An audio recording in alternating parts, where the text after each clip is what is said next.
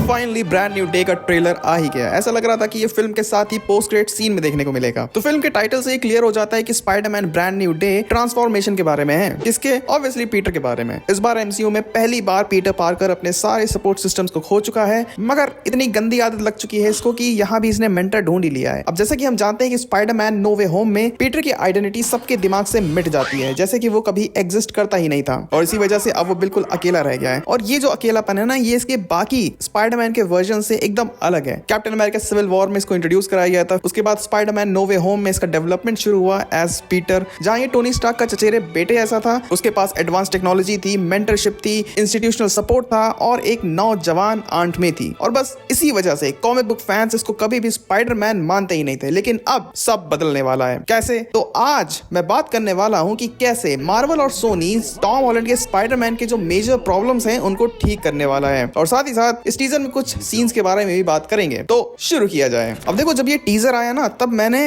हवस देखी, व्यूज की हवस। लोगों ने ट्रेलर ही अपने चैनल पे डाल दिया व्यूज के लिए, पर शायद वो भूल गए थे कि इंडिया में मार्वल के ट्रेलर अगर कोई अपने चैनल्स पे डाल सकता है तो वो है आशीष चंचलानी। क्या? तो जैसे कि मैं कह रहा था कि टॉम हॉलैंड के स्पाइडरमैन ने स्पाइडरमैन के जो ट्रेडिशनल स्ट्रगल्स होते हैं ना, उनको वैसे ही भुला दिया था जैसे कि दुनिया ने एप्स्टीन फाइल्स को भुला दिया है। लेकिन नो वे होम में चीजें थोड़ी थोड़ी बदलने लगी थी, जहां पीटर ने एमजे और नेट के साथ अपने रिलेशंस को सैक्रिफाइस कर दिया और आंट मे को भी खो दिया। मतलब कि उसकी जो पर्सनल लाइफ है वो पूरी तरह से रीसेट हो गई। अब बिना फैमिली और कोई भी क्लोज रिलेशनशिप के उसकी जो जिंदगी है वो कॉमिक बुक के स्पाइडरमैन जैसी ही लगने लगी है, जहां पर स्ट्रगल है और आइडेंटिटी क्राइसिस है। अब ये जो नैरेटिव शिफ्ट है एमसीयू में, ये स्पाइडरमैन के लिए एक नया इमोशनल एस्पेक्ट ओपन कर सकता है। अब एक यंग एडल्ट पीटर जो स्कूल या एवेंजर सपोर्ट के बिना अपनी आइडेंटिटी बनाना चाह रहा है, और अब लोग उससे ज्यादा रिलेट भी कर पाएंगे। अभी तक तो वो नेपोटिज्म का प्रोडक्ट लग रहा था, अब बनेगा ना असली आउटसाइडर, क्योंकि उसका जो हीरो बनना है वो किसी की गाइडेंस से नहीं बल्कि उसकी मजबूरी और रिस्पॉन्सिबिलिटी से आएगा। अब एक सेल्फ इंडिपेंडेंट पीटर पार्कर जो जॉब ढूंढ रहा है, घर की सफाई कर रहा है, ब्रेड ला रहा है, अंडे ला रहा है, और ये सब करते करते साथ ही में वो क्राइम से भी फाइट कर रहा है। ये जो दो जिंदगियां जीना है, यही तो स्पाइडरमैन का ग्राउंडेड रियलिज्म है। क्योंकि यहाँ पे जो रिस्पॉन्सिबिलिटीज हैं वो सिर्फ थीम ही नहीं बल्कि रियल लाइफ स्ट्रगल्स भी दिखाती हैं, जो कि फ्रेंचाइज की कोर फिलॉसफी भी है। और स्पाइडरमैन का ये स्पाइडरमैन फेस इस ट्रांसफॉर्मेशन को और भी ज्यादा इंटेंस बना सकता है, क्योंकि ऑडियंस ने पीटर का जो लॉस है वो खुद देखा है। उसका इमोशनल इम्पैक्ट काफी हैवी फील होता है, जो यूजुअली एडॉप्टेशंस में इतना स्ट्रॉन्ग निकल के नहीं आता है। ये रीसेट कोई हल्क से प्रोफेसर हल्क बनने जैसा नहीं है एकदम अचानक से, बल्कि पहली वाली जो फिल्म्स थी उनके जो कॉन्सिक्वेंसेस रहे उन पर बेस्ड ये एक प्रॉपर स्टोरी टेलिंग होगी। Ultimately Spiderman brand new day Peter Parker को एडल्टहुड के स्टार्टिंग पॉइंट पर लाकर खड़ा कर देता है और बताता है कि उसको बचाने के लिए अब कोई भी एवेंजर नहीं आने वाला। अब वो एक हीरो से ज्यादा एक अकेला इंसान बन चुका है जो रिस्पॉन्सिबिलिटीज को खुद ही निभाएगा और साथ ही साथ एक स्टूडेंट का रोल भी प्ले करेगा। इससे होगा ये कि जो फैंस टॉम हॉलैंड की फर्स्ट ट्रिलॉजी नहीं पसंद करते थे, अब भी उसको पसंद नहीं करेंगे, लेकिन उसको एक नए नजरिए से देखेंगे। अब उसकी जो पुरानी ट्रिलॉजी है वो एक कंप्लीट आर्क नहीं लगता है, ऐसा लगता है कि वो एक बहुत बड़ी स्टोरी का एक छोटा सा पार्ट है, एक छोटी सी ओरिजिन स्टोरी है। 2017 की स्पाइडरमैन होमकमिंग, 2019 की Spiderman far from home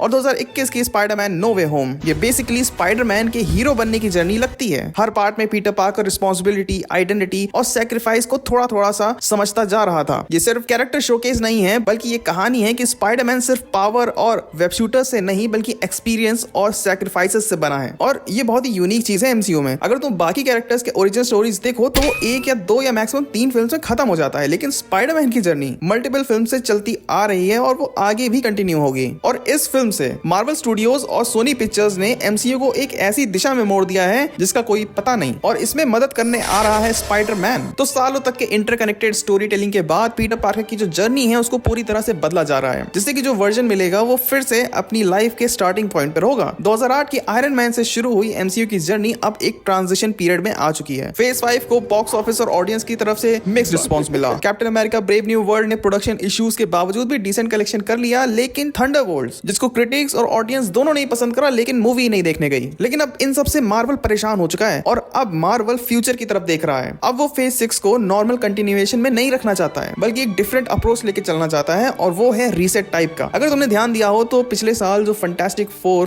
first step I थी, उसमें मार्वल ने अपनी फर्स्ट फैमिली को तो इंट्रोड्यूस करा ही, लेकिन अगर तुमने ध्यान दिया हो तो उस फिल्म का पिछली आई मार्वल मूवीज से कोई भी कनेक्शन नहीं था। इस फिल्म में हमको रॉबर्ट डाउनी जूनियर भी देखने को मिलते हैं, बट देखने को तो नहीं मिलते हैं, मतलब पीछे से देखने को मिलते हैं एज डॉक्टर डूम। और ये जो रूसो ब्रदर्स का वापस आना है ना, ये भी इस चीज को काफी ज्यादा साफ कर रहा है, क्योंकि एवेंजर्स डूम्सडे और एवेंजर्स सीक्रेट वॉर ये दोनों ही मूवीज एक नई शुरुआत है। अक्सर फैन से सवाल पूछते हैं कि एंड गेम को सेटअप करने में ऑलमोस्ट 10 साल लग गए और तब जाकर वो इतनी इंपैक्टफुल बन पाई है, तो आखिर 1-2 साल में बनी डूम्सडे इतना ज्यादा इंपैक्ट कैसे क्रिएट कर सकती है? तो लाडले एवेंजर्स एंड गेम 10 साल की जर्नी का कंक्लूजन है, और एवेंजर्स डूम्सडे और एवेंजर्स सीक्रेट वॉर्स एक तरह का लॉन्च पैड है जो कि ट्रांजिशन करेगा मार्वल को एक नए फेज में जाने को। ये कोई अंत नहीं होने वाला है, ये एक नए एरा की शुरुआत है जो मार्वल ने पिछले साल ही कर दी थी, और अपने नेक्स्ट प्रोजेक्ट यानी कि ब्रांड न्यू डे के साथ वो ये एस्टैब्लिश भी कर देगा। अब जैसा कि हम जानते हैं कि एवेंजर्स डूम्सडे में टॉम हॉलैंड का स्पाइडरमैन नहीं है, फिलहाल तो नहीं है, और इसका वन ऑफ द रीजन ये हो सकता है कि एवेंजर्स डूम्सडे के जो इवेंट्स हैं वो ब्रांड न्यू डे के इवेंट्स के साथ ही हो रहे होंगे, और ये चीज तो टॉम हॉलैंड ने खुद ही पिछले कॉमिक कॉन में टीज करी थी, और कोई नई बात नहीं है, ये स्पॉइलर देता रहता है, 2018 से देख रहा हूं मैं इसको। देखो, मुझे पर्सनली एमसीयू में जितने भी स्पाइडरमैन मूवीज आई हैं, होमकमिंग से लेकर नो वे होम तक के, उनके ट्रेलर या टीजर मुझे कभी भी इतने अच्छे नहीं लगे, उनको देखकर मैं कभी एक्साइटेड नहीं हुआ। नो वे होम के लिए भी मैं एक्साइटेड इसलिए था क्योंकि रूमर्स थे कि उसमें टोबी मैगवायर और एंड्रू गारफील्ड होने वाले हैं, और कोई वजह नहीं थी। लेकिन ये ट्रेलर देखने के बाद मुझे एक्चुअली में ये ट्रेलर अच्छा लगा, क्योंकि मैं सर्टिफाइड टॉम हॉलैंड का हेटर रह चुका हूँ, तो इसीलिए मैं इस ट्रेलर से कुछ सीन्स के बारे में बात करना चाहता हूँ। हाँ, मैं जानता हूँ कि मैं थोड़ा लेट हूँ, बट कैनेडियन लैड से तो पहले ही आया हूँ, पता नहीं क्या लिख रहा है वो।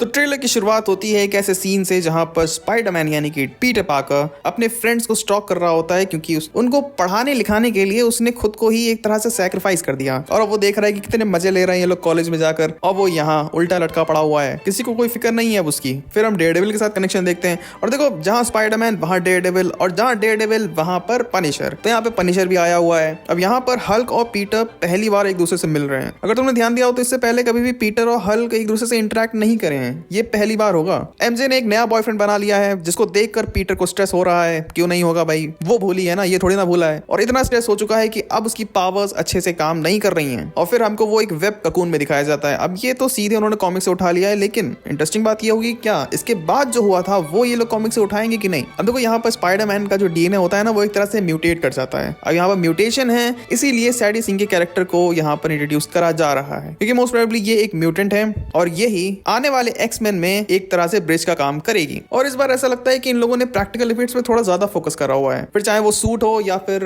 एनवायरनमेंट हो, हर चीज को काफी ज्यादा रॉ दिखाने की कोशिश करी है, जो कि अच्छी बात है। अब ट्रेलर जो खत्म होता है वो खत्म होता है कई सारे कॉमिक बुक के जो कवर्स होते हैं उनको रिक्रिएट करते हुए, जो कि सच में काफी अच्छा लगता है। अब देखो, इस बार सीक्वल के लिए तो मैं सच में बहुत ज्यादा एक्साइटेड हूँ। मैं देखना चाहता हूँ कि कैसे पीटर पार्कर।